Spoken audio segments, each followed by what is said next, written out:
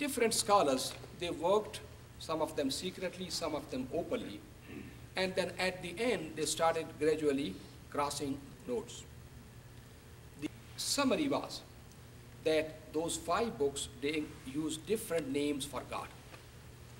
Sometimes the name is used as Yahweh, Jehovah, and sometimes it is used as Elohim.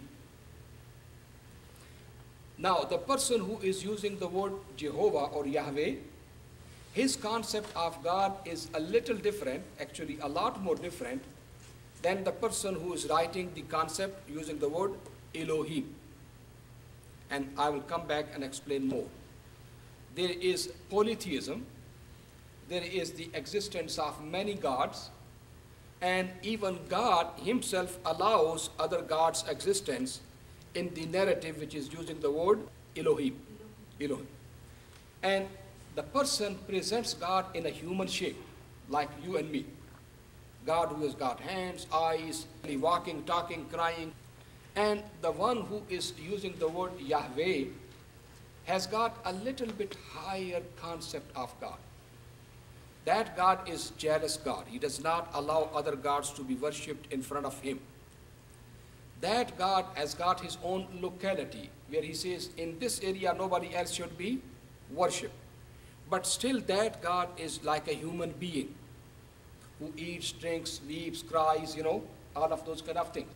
They also figured out that there are certain areas of the 5 books of Moses where there is so much focus upon priestly words, how to respect the priest, how to follow their sacraments, how to follow the type of sacrifices they do, how to worship through the priest, and how to use all of that. So they are more focused upon priestly rulings. Then they figured out that there is a complete other narrative called Deuteronomy. The book of Deuteronomy has got different style, different language, different vocabulary, and different dates, and different concept of God. That God is high God, believes in one God, monolatry, henotheism. So therefore, this is what is called the documentary hypothesis. Now you can read it. J, they said that there are at least 4 different authors who are writing these books, and then there is a 5th author who redacted, took all of those 4 and put them in one book.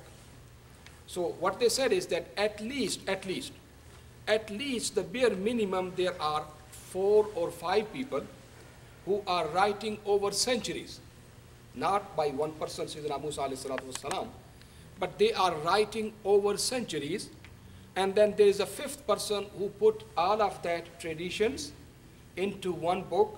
This is what we call Torah, or the 5 books of Moses, and I'll give you some of the examples or the reasons, if you can just read this one. A writer who uses Jehovah name, okay? The other writer uses Elohim. The author of book of Deuteronomy and priestly source is the one who talks mostly about the interest of the priesthood. And then the 4th one, which is called the R source, which redacted, we brought all of those traditions together and put it in the shape which is called right now the book of Torah. Now you can read this one. I'm just going to ask you if you can get hold of one book, who wrote Bible. This is R.E. Friedman or Friedman, okay? He is a scholar who has summarized most of the theories and had the discussions of the evangelical, orthodox, reformed, all of them in this book, which is a summarized version, who wrote the Bible. And the credit is given to Wellhausen. He is a scholar with whose name all of these things go back to 18th century. That now there's not a single scholar in the field of the biblical studies who is really engaged in the historical study of the Bible, who will claim that these 5 books were written by either by Moses or by one person or at one time. So in the academia, it's kind of consensus right now that these books were written by different individuals who were sitting in different places using different literary styles, linguistic styles, cultural backgrounds, thought patterns, names, and what happens is at least there are two different kinds of stories even when it comes to the book of Genesis, or the story of the flood, or the story of Ibrahim alayhi salatu wasalam, story of covenant. There are two different stories and they do not match with the details when they put together. These are called the doublets, and there are some triplets, that something talks about the same story, but the versions are three. And those three do not match with each other. So therefore, if somebody is talking about the same incident and there are three different details, these are called triplets, that they contradict with each other. It cannot be from the same person. There are three different people writing it. Just read this one and I'll take you to the next slide. Now the theologians have observed the presence of doublets in the Pentateuch. These are pairs of stories which occur in two separate locations in the text. The doublets generally do not agree fully. There are usually minor differences between these stories, and you can read more details in the book, and some of the examples are given here.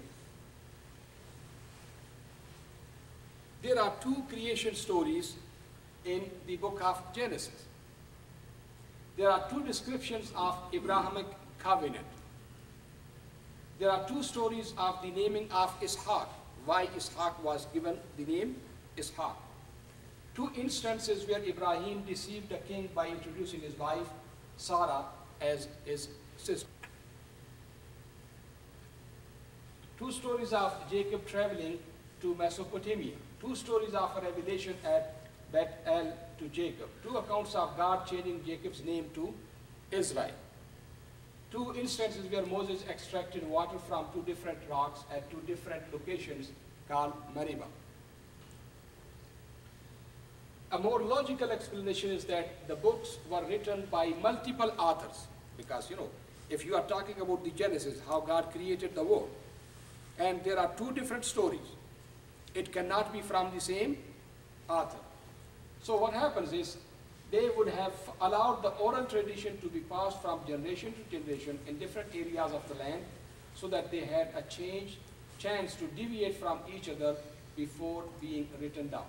In a few cases, triplets have been found in the Pentateuch where the same account appears 3 times.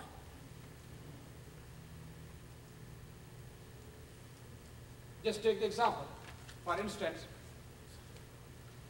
in Genesis 7:15, in the story of the flood, these verses have Noah collecting 2 of each species of animals, 1 male and 1 female. Min kullin zawjayn ithnayn, as the Quran says.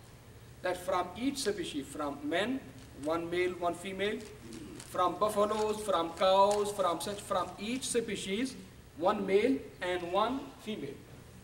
In the Genesis 7, chapter 7, verse number 2, it specifies that he took only 7 pairs of clean animals and birds and 1 pair of unclean animals. Genesis 7:11 describes water coming from the heavens and from below the ground to generate the worldwide flood. But Genesis 7:4 describes all of the water falling as a rain. Earth did not produce anything, mountains did not produce anything, everything came in the rain. Okay?